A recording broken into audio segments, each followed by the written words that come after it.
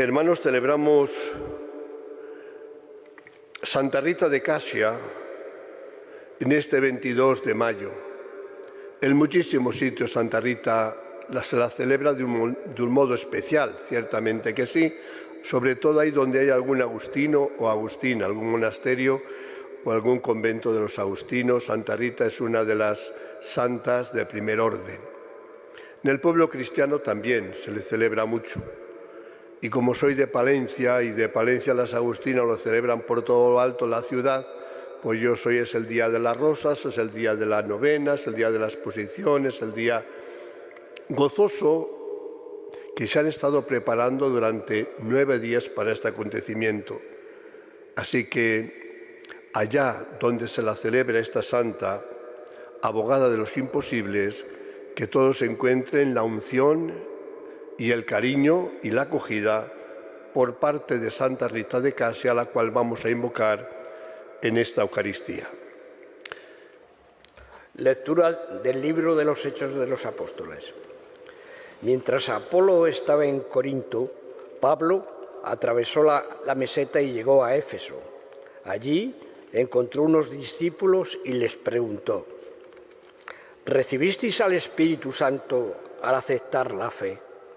Contestaron: ni siquiera hemos oído hablar de un Espíritu Santo.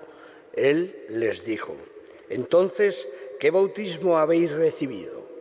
Respondieron: el bautismo de Juan. Pablo les dijo: Juan bautizó con un bautismo de conversión, diciendo al pueblo que creyesen en lo que iba a venir después de él, es decir, Jesús. Al oír esto, se bautizaron en el nombre del Señor Jesús.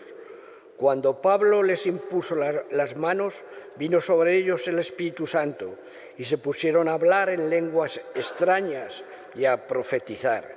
Eran en total unos 12 hombres. Pablo fue a la sinagoga y durante 3 meses hablaba con toda libertad del reino de Dios, dialogando con ellos y tratando de persuadirlos. Palabra de Dios. Reyes de la tierra, cantad a Dios. Aleluya. Se levanta Dios y se dispersan sus enemigos. Huyen de su presencia los que lo odian. Como el humo se disipan ellos. Como se derrite la cera ante el fuego, así perecen los impíos ante Dios. En cambio, los justos se alegran, gozan en la presencia de Dios, rebosando de alegría. Cantad a Dios, tocad a su nombre es el Señor. Padre de huérfanos, protector de viudas, Dios vive en su santa morada. Dios prepara casa a los desvalidos, libera a los cautivos y los enriquece.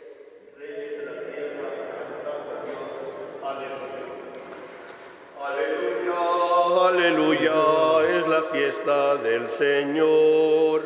Aleluya, aleluya, el Señor resucitó. Aleluya, aleluya, es la fiesta del Señor. Aleluya, aleluya, el Señor resucitó. Si habéis resucitado con Cristo, buscad los bienes de allá arriba, donde Cristo está sentado a la derecha de Dios. Aleluya, aleluya, es la fiesta del Señor. Aleluya, aleluya, el Señor resucitó.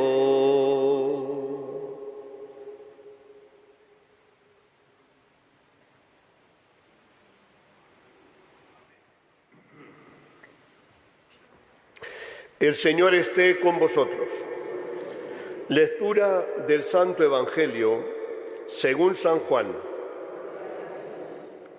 En aquel tiempo los discípulos dijeron a Jesús: ahora sí que hablas claro y no usas comparaciones. Ahora vemos que lo sabes todo y no necesitas que te pregunten. Por ello creemos que has salido de Dios. Les contestó Jesús: ¿ahora creéis? Pues mirad, está para llegar la hora, mejor, ya ha llegado, en que os disperséis cada cual por su lado y a mí me dejéis solo. Pero no estoy solo, porque está conmigo el Padre. Os he hablado de esto para que encontréis la paz en mí. En el mundo tendréis luchas, pero tened valor. Yo he vencido al mundo. Palabra del Señor.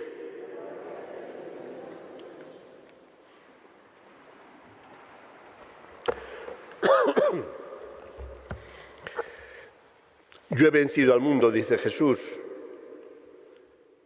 El mundo, en el Evangelio de Juan, siempre es peyorativo. No se entiende el mundo, las personas en concreto, sino el mundo en la forma que habla Juan en todo su Evangelio, se refiere a algo contrario a Dios, es decir, demoníaco, pecado. Entonces, por ejemplo, aquella frase que dice Jesús: yo os he sacado del mundo, o el mundo os odia porque no sois del mundo, pero comprenderéis que todos somos del mundo. Estamos aquí estamos, no podemos pisar las nubes del cielo, ¿verdad? Estamos en la tierra, estamos en el mundo. Pero en en ese lenguaje de Juan, decía que siempre cuando habla del mundo, hablan de las concupiscencias, habla sencillamente del pecado, del demonio. Él ha vencido el mundo, significa que ha vencido el pecado. ¿Me vais a dejar solo? Por esta frase, solamente por esta frase, habréis entendido que estas palabras de hoy están entresacadas de la sobremesa de la última cena. Jesús sabe perfectamente que tiene que marchar, que es la época de los apóstoles, poner en práctica lo que les ha enseñado e instruido a lo largo de 3 años. Por eso ayer contemplábamos a Jesús que ascendió a los cielos dejándoles una tarea inmensa, sobrehumana. Id al mundo entero, proclamad el Evangelio a toda la creación. Es muy grande lo que nos pide, Señor. Somos un grupito de personas, no hemos salido casi nunca de nuestra tierra. ¿Cómo nos pides tanto?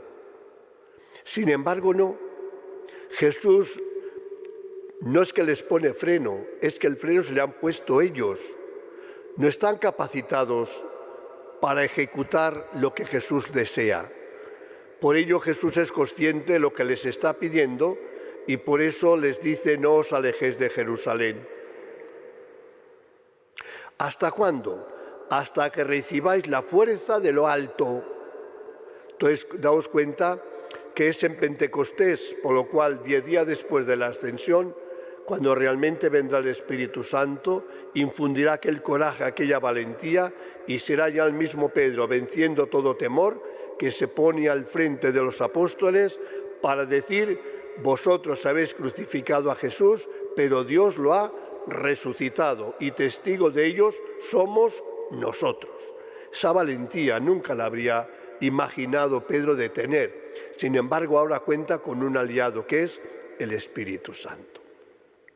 Por ello, ayer en las Eucaristías es verdad que recibían ese mandato, recibían también el mandato de bautizar en el nombre del Padre, del Hijo y del Espíritu Santo, pero realmente cuando pondrán en obra el mandato y se convertirán en lo que ya Jesús les había prometido al inicio, en pescadores de hombres, será sencillamente cuando el Espíritu haya bajado en Pentecostés en ellos y en María.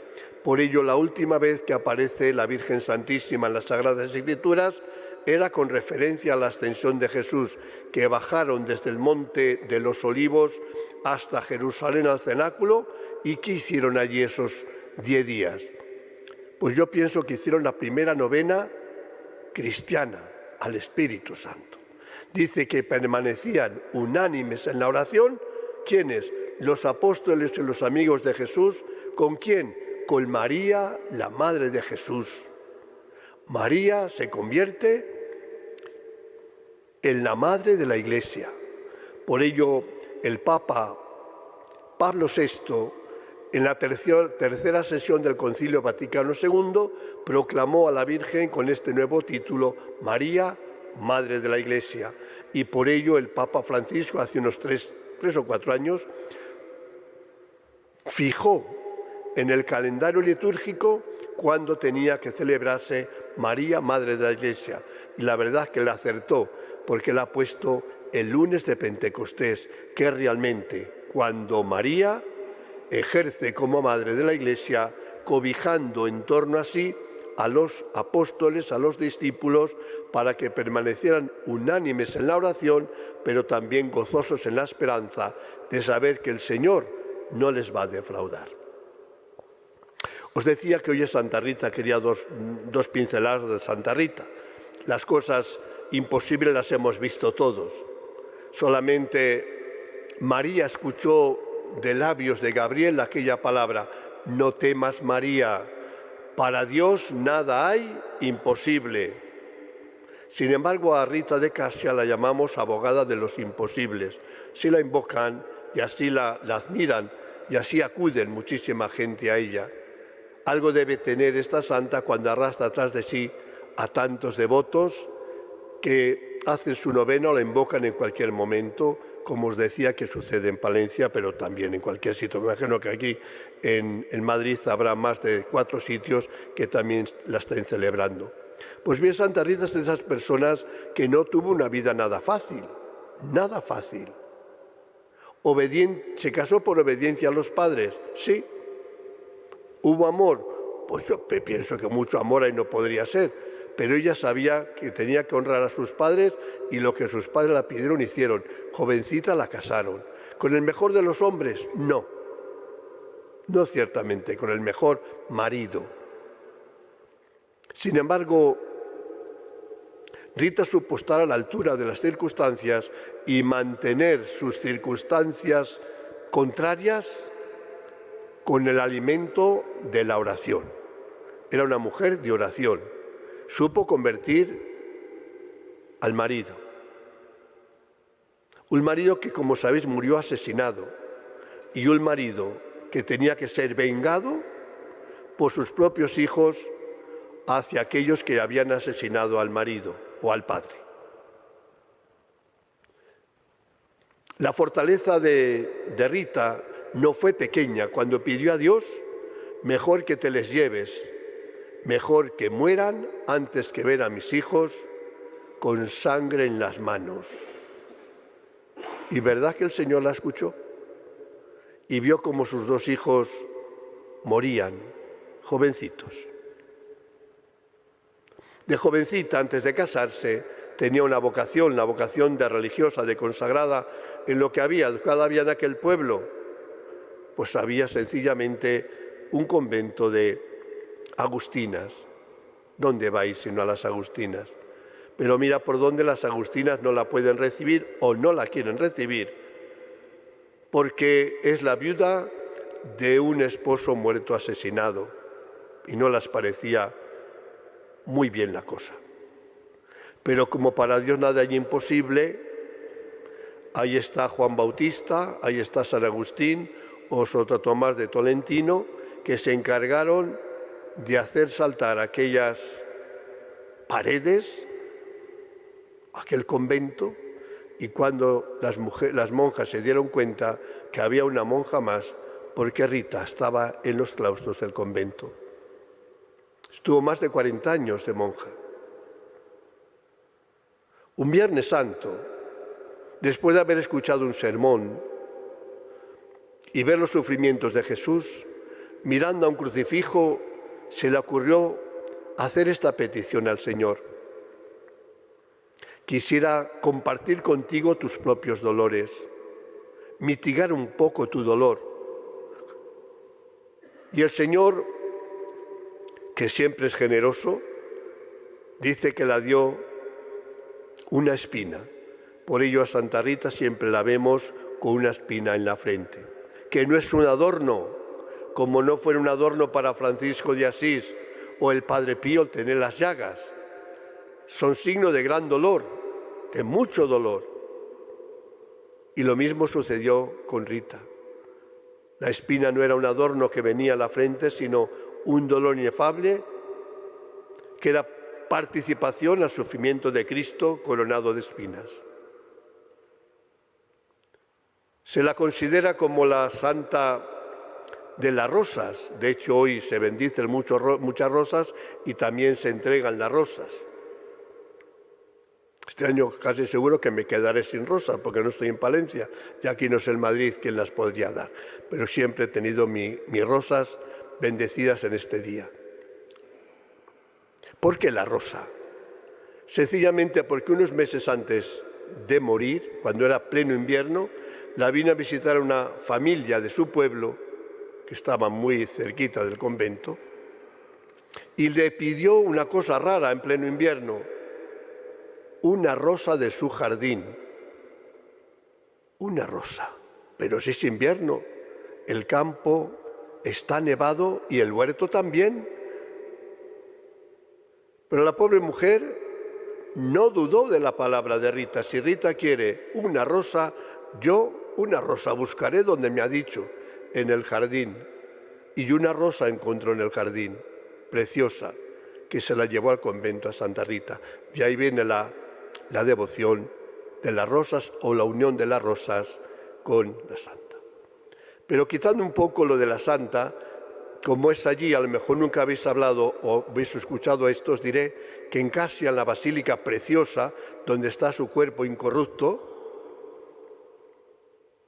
hay en la cripta